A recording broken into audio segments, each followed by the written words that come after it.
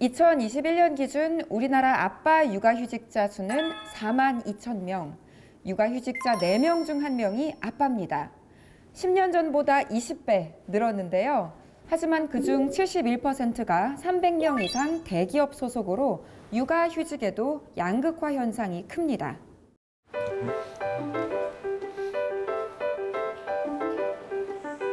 안녕하세요. 저는 배정민이라고 하고요. 82년생이고 10살, 6살 아이들 아빠입니다.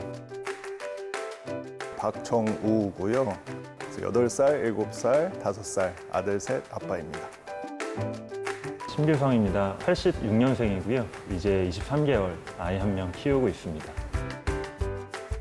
강혁진이라고 하고요. 82년생 12개월을 곧 앞둔 아들 강희설을 키우고 있습니다.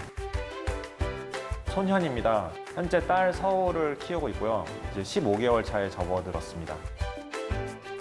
저희는 육아를 하는 아빠들인데 육아를 하면서 생각하고 느끼는 것들을 글로 남겨보자.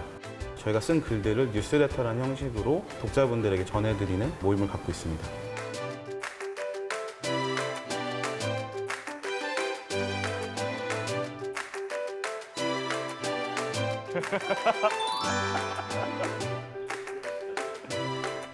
엄마들의 산후조리원 동기 모임이라는 게 이런 느낌인 건가? 약간 이런 생각이 들 정도로 이런 얘기가 아내하고도 잘 안 되는데 심지어 저 아빠들 사이에서의 공감대가 형성이 되는구나 이런 생각을 잠깐 했었습니다.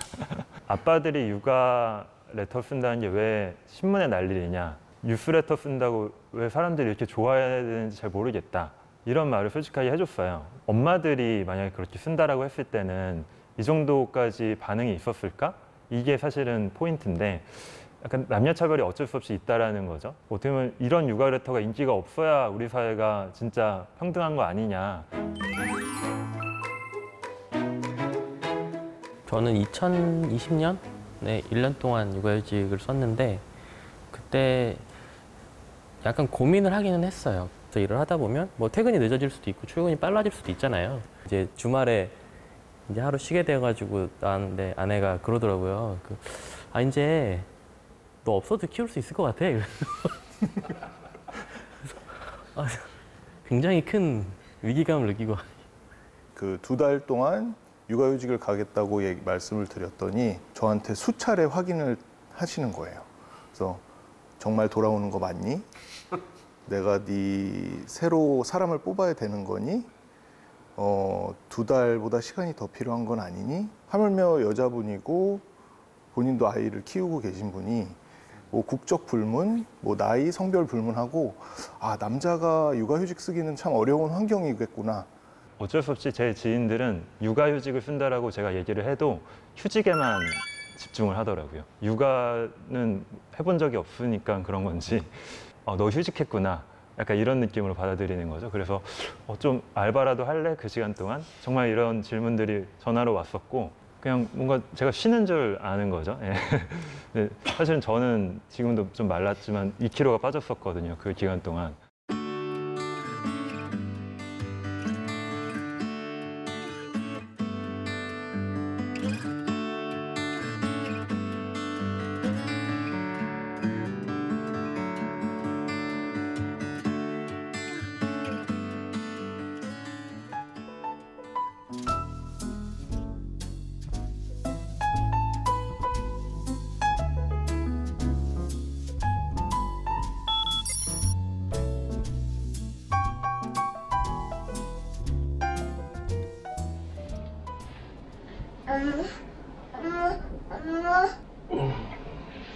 잘 잤어요?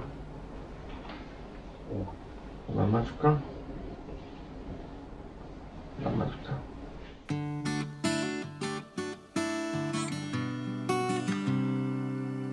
딸이 기상하면 육아 출근하는 아빠 손현 씨.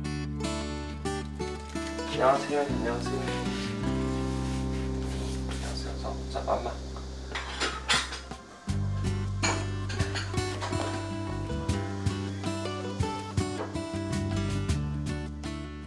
4월 초부터 휴직 들어갔으니까 그냥 넉 달 지나가네요. 거의 6시쯤부터 사실상 일과 시작하는 거고 심할 때는 11시에 마치는 경우도 있으니까 직장 다닐 때랑 당연히 비교가 안 될 정도로 좀 체력적으로는 좀 버거울 때가 있어요.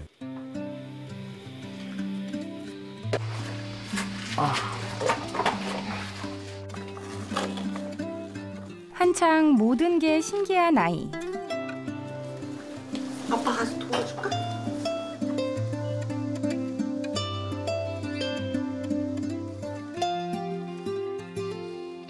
그 시간 바리바리 출근 가방을 챙겨 나오는 엄마. 지금 노트북 2개 들어있고 막 이거저거 짐이 들어있어요. 노트북 들고 다녀가지고.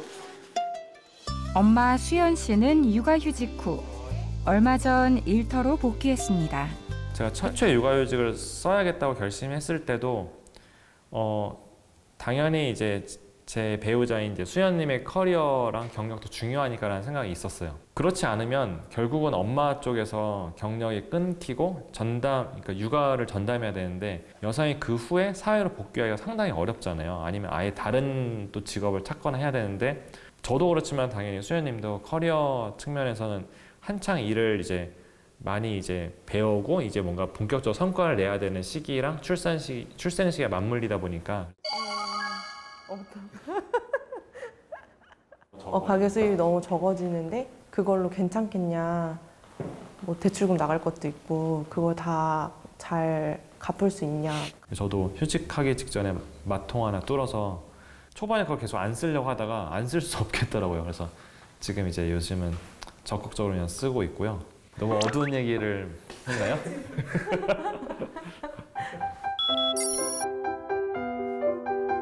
멍멍이다 멍멍이. 손서우.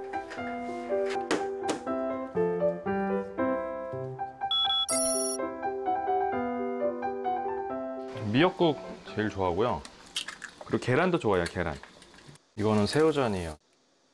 어떻게 하면 성우한테 영양가 있는 음식을 먹일 수 있을지 고민하고 있어요. 정작 저는 가끔 급할 때는 라면 때우기도 하거든요, 라면으로. 아이들 밥 먹이는 일이 전쟁이죠. 소년 씨도 서우 밥 먹이는 노하우를 얻기까지 꽤 시간이 걸렸답니다.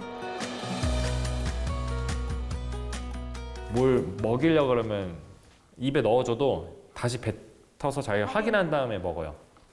내 어릴 적을 좀 빼닮은 것 같다. 내가 이렇게 또 인과응보가 되는구나라는 생각을 할 때 있죠.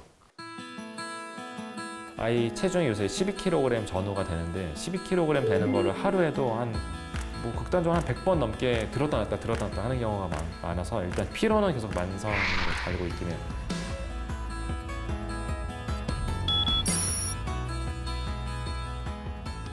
집안일을 대하는 태도도 완전히 바뀌긴 했어요. 왜냐하면 육아하면 아이만 돌보는 거라 생각하실 수 있지만 그 외에도 무수히 많은 챙겨야 할 영역이 있거든요. 예를 들면 아이와 관련된 물품을 산다든지 뭐 이제 쓸모 없어진 것들은 다시 중고로 팔기도 하고 그다음에 음식 챙겨야 되는 것도 있고 집안이 계속 어지럽혀져 있으니까 청소도 해야 되고 그러니까 저는 그 집안일 플러스 아이 돌봄 이게 한 패키지라고 생각을 해요. 네. 그러네.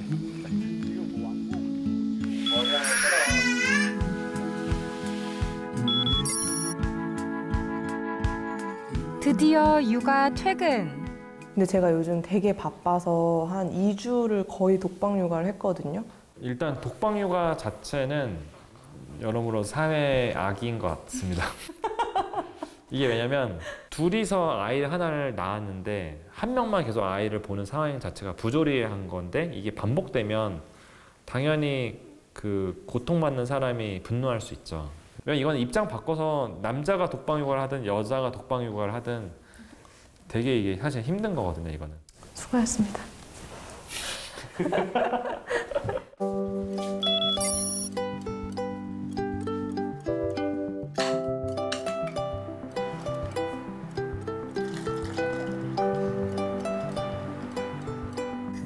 치어스. 고생하셨습니다. 네, 오늘 고생 많으셨습니다. 오늘 다들 육퇴 후 컨디션 어떠신가요? 둘째가 큰 애를 때린 건 아니고 뒤통수로 머리를 찧었어. 그래가지고 그래서 괜찮아? 아니 눈이 이렇게 눈탱이 맘탱이 되고. 오늘도 육아를 하고 퇴근한 부모님들 수고 많으셨습니다.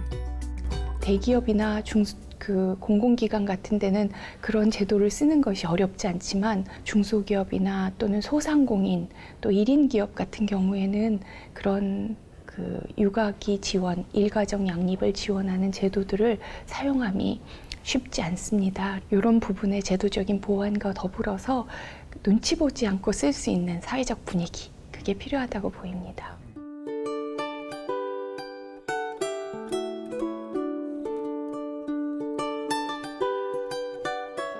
제 장기가 약간 바깥에서 걸어다니는 느낌? 들 정도로 약간 기괴하지만 저는 요즘 계속 행복이 갱신된다고 느끼긴 해요. 한 인격체를 온전히 성장시키는 경험이 되게 드물잖아요. 되게 고귀한 경험이고 피로하거나 몸이 좀 지치거나 할 수는 있지만 그럼에도 불구하고 압도적으로 느끼는 그 감정은 행복이긴 하거든요. 어떤 세상이 된다면 이 사랑스러운 아이들을 더 많이 만날 수 있을까요?